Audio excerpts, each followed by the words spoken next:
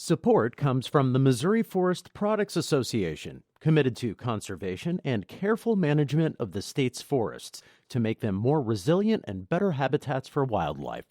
ChooseWood.com. Welcome to St. Louis on the Air. I'm Don Marsh. St. Louis has always been welcoming to immigrants and refugees. One of the reasons why is that the newcomers have contributed so much. Today we're learning that the number of refugees coming here has been in sharp decline for the last couple of years, and this year will likely number only about a third of the 1,100 or so who came here 2 years ago. When newcomers come to St. Louis, they are usually assisted in assimilating by the International Institute, and they are being encouraged to come because of their typical entrepreneurial spirit that helps the local economy. So what is going on now? With me in studio are Anna Crosslin, the Executive Director and CEO of the International Institute. Betsy Cohen is Executive Director of the St. Louis Mosaic Project, an initiative to grow the city's foreign-born population as a means of helping the city's economic growth. So nice to have you both with us. Happy New Year to you. Yes, thank you too. Let me put the question to both of you. I'll start with you, Anna. What is going on? Why this sudden and sharp decline? Well, the decline is a result of the 2017 initiatives on the part of the White House, the executive orders and the travel bans, which were on one day, off one day, on again, which resulted, because of initiatives from the White House, in a sharp decline in the national admissions numbers for refugees. And so what we're seeing here in St. Louis then is the follow-through of that if there are more refugees, fewer refugees being resettled nationally, then obviously there are going to be fewer here in St. Louis. We should make the distinction, as we always do in these discussions with you, Anna, the difference between a refugee and an immigrant. Well, refugees, immigrants, including those who arrive here because of family reunification and also what's called labor certification, those people with high-level skills. There's a large program in the United States, a large, robust program, and it admits upwards of 400,000 people a year. Refugees themselves are a subset of the immigrant program itself, and it's focused on specific groups of people who are admitted because of a well-founded fear of persecution, as opposed to the other reasons for the larger program admissions.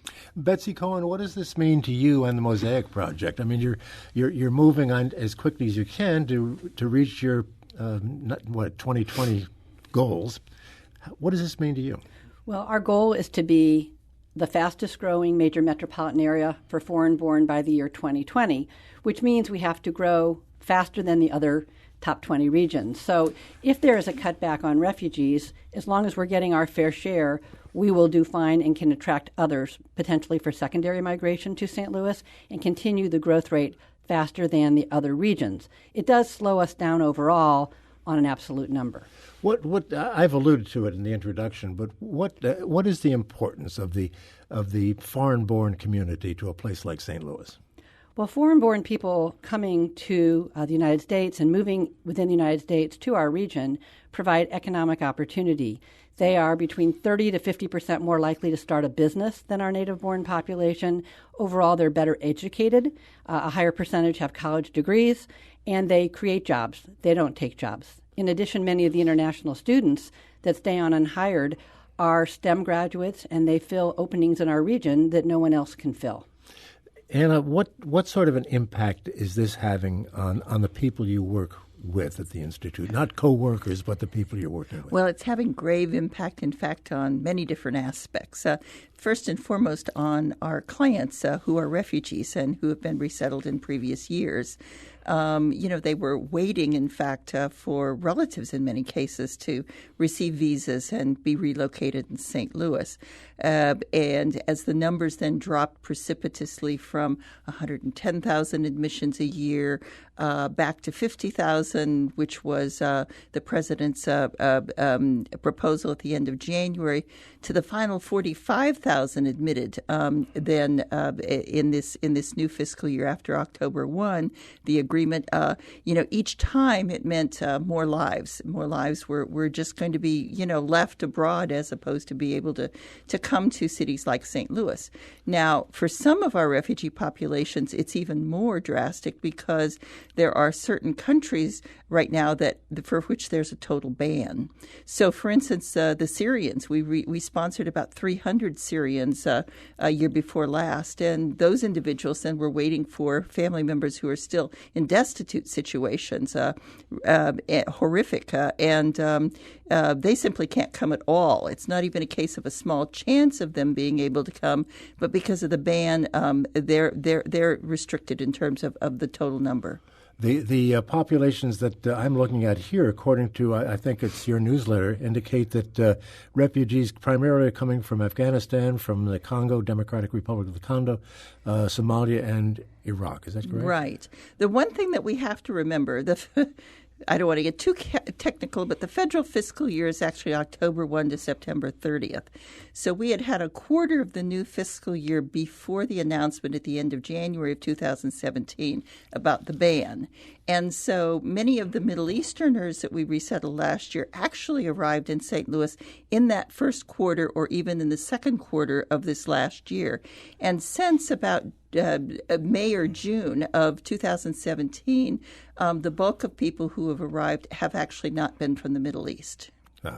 Betsy Cohen, when you've identified these people, let me just back up a little bit. How do you work with the International Institute in terms of the Mosaic Project and the Institute? You have some sort of collaborative association, I'm sure. Yes, we do. So, for example, for some of the refugees, as they become resettled and have improved with their educational, their English, and their job skills, some of them are already at a high degree of competency, and at the Mosaic Project, we can help network them into careers if they have finished some of the training programs offered by the International Institute.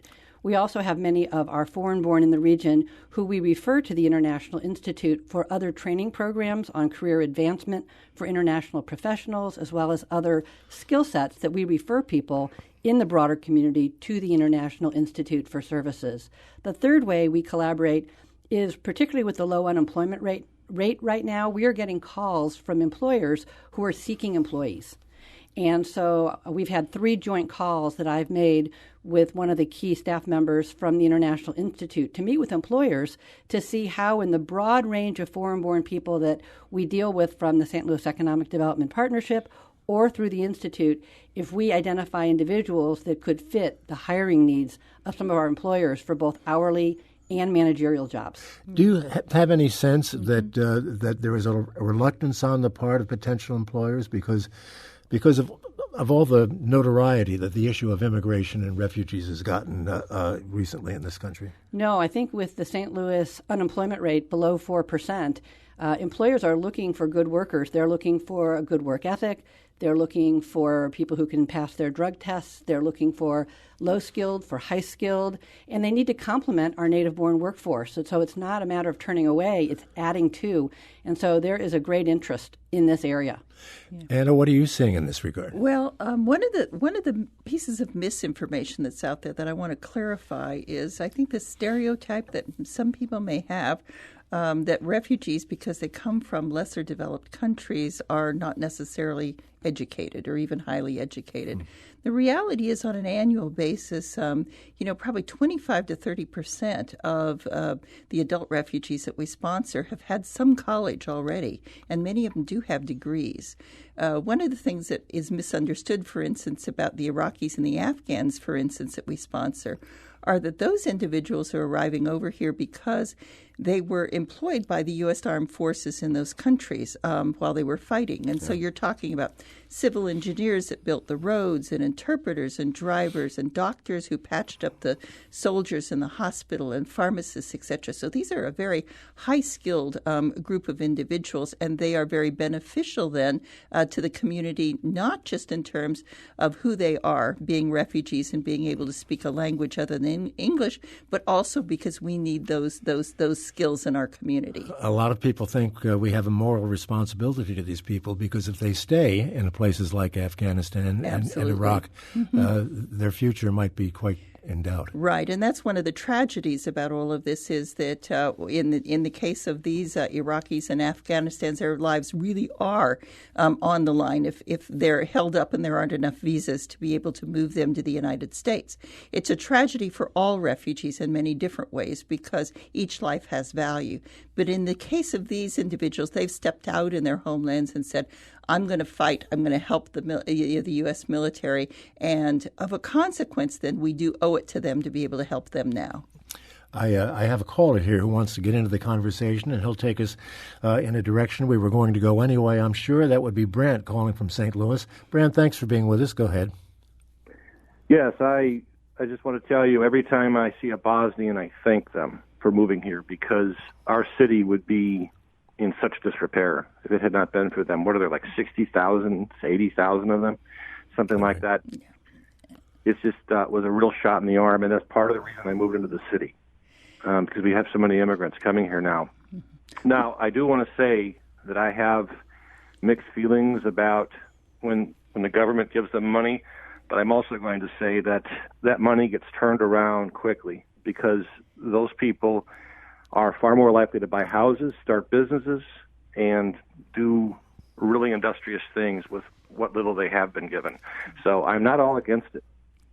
Well, thank you for your words of support, and I do agree with you that the Bosnian community, which arrived in St. Louis and in the U.S. between 1993 and 2001, were a real boon, have been a real boon to this community in terms of their entrepreneurial spirit and their skills. And now we're into another generation of children and grandchildren, in fact, who are contributing to the community. I do want to try to clarify for just a moment the concerns some people may have about the money that refugees actually receive when they arrive over here, because there's a lot of misunderstanding of that issue. The reality is that they receive very little money from the federal government for refugee resettlement itself. A family of four gets about $300 a month for eight months after they arrive. And the stipend that we receive to actually resettle them for the first 3 months is $1,000 a person, which if you have a family of four and you're obligated to pay 3 months' rent plus a security deposit plus transportation and food, we're out of money already. So it's not a luxurious amount of money. And in fact, before they get on a plane overseas to come to the United States, they are required to sign a promissory note that within 6 months after arrival in the United States, they will begin to pay back their airline tickets into a revolving fund for other refugees.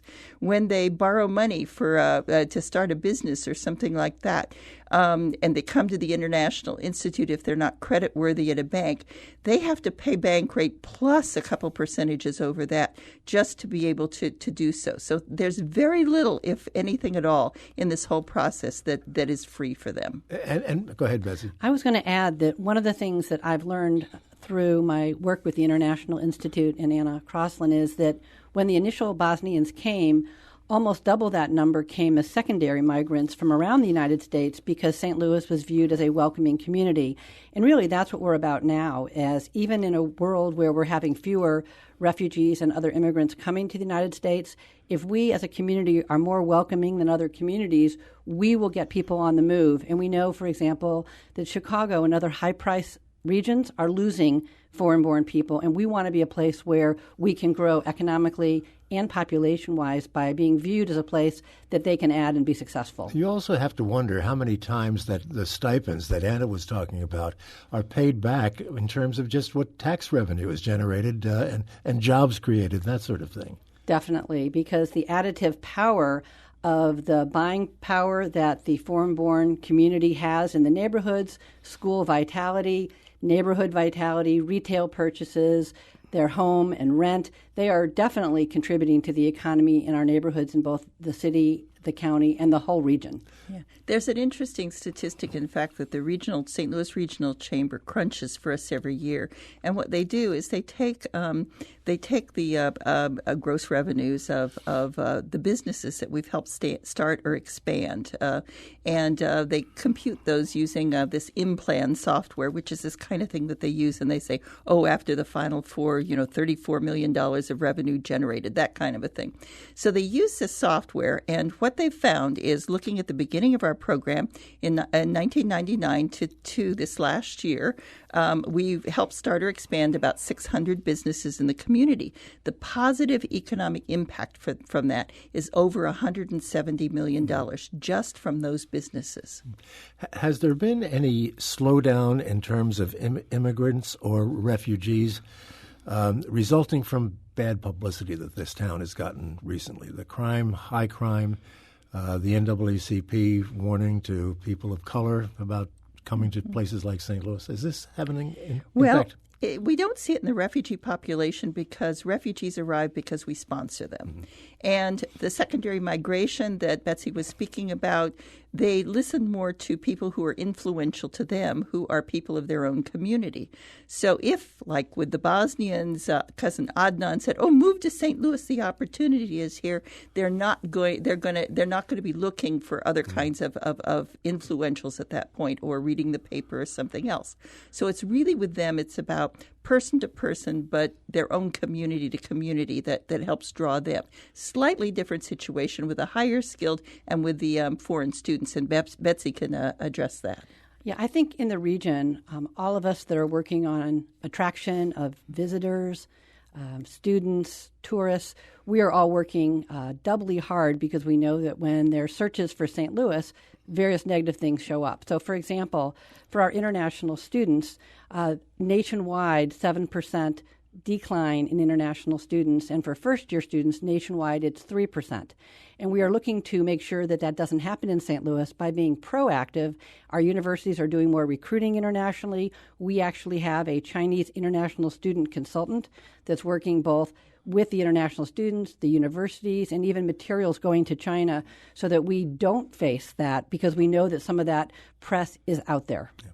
What sort of response do you think is going to come from the president's recent remarks about, well, you know the remarks I'm talking about the African nations and Haiti and the kinds of cultures and conditions they come from? Is that going to have an impact? Well, I hope that it provides an opportunity for people to be able to share the actual story as opposed to the perception of the story.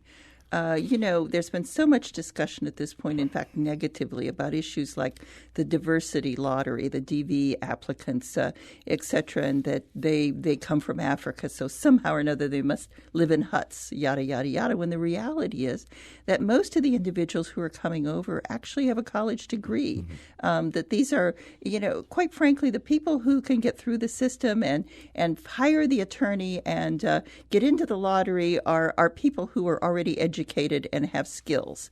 And so we are attracting, in fact, a very high caliber of individuals through programs like the lottery. And we need to understand and balance that against some of these stories that are being out in the community, particularly by our elected officials, which quite frankly are not accurate. Right.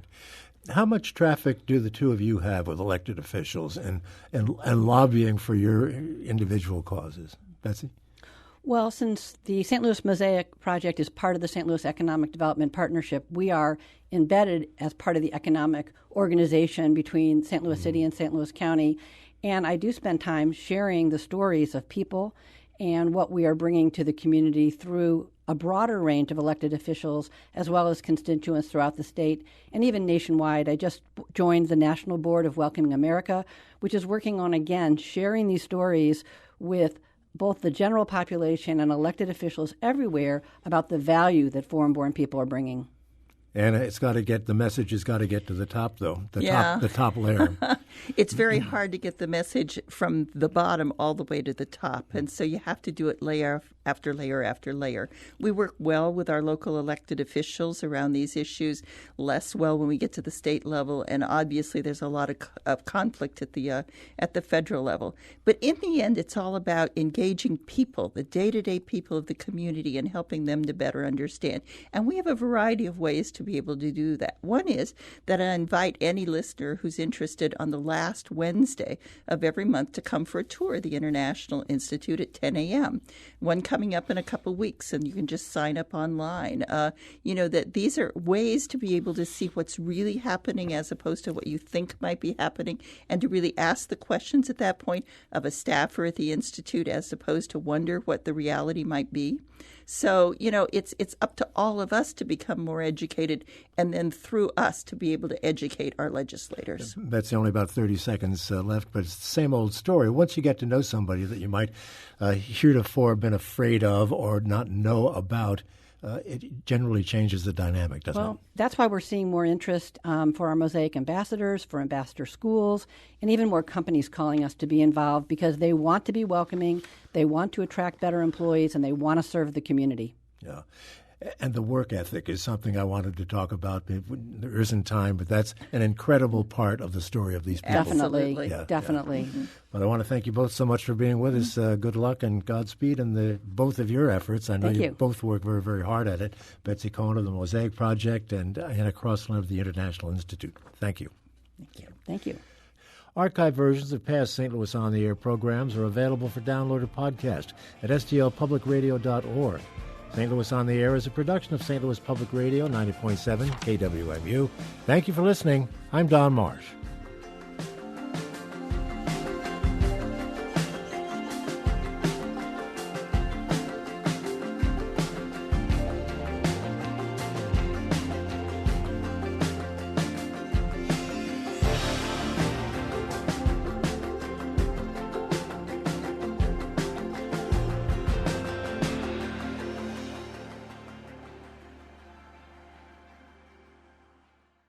Support comes from the Missouri Forest Products Association, providing more than 41,000 jobs in the production of wood pallets, railroad ties, white oak barrels, hardwood floors, and more.